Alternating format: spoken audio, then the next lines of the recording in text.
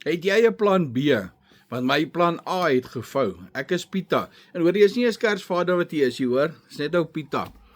Ek het maar 'n reënbaadjie aan want ek werk buitekant in die reën. Ek is medies ongeskik verklaar na 31 jarige diens. Ek is 51 en dit is net te jonk om op pensioen te wees. My pensioen is nog nie sterk genoeg gewees vir my om my te onderhou nie. So ek moes 'n plan B baie vinnig kry. So as jy 'n plan B in plek het terwyl jy nog werk, kan jy nog daai ekstra inkomste kry en jouself mee daai ekstra gaatjies toemaak wat nodig is. Want ek is afgesit en ek het nog kinders op skool, so ek moes dringend 'n plan B kry en ek was gedruk vir 'n plan, maar gelukkig is die Here goed vir ons. Na ek eendag wakker gelê het en gebid en gevra het vir hulp, het hy vir my digitale bemarking uitgewys en ek kan daai plan B begin om 'n inkomste te kry om my kinders nog klaar te kry met skool en op universiteit te kry.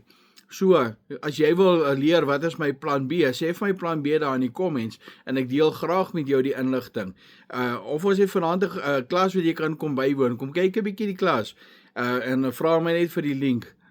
WhatsApp my of bel vir my en ek stuur hom vir jou. Baie dankie, Pieter is uit.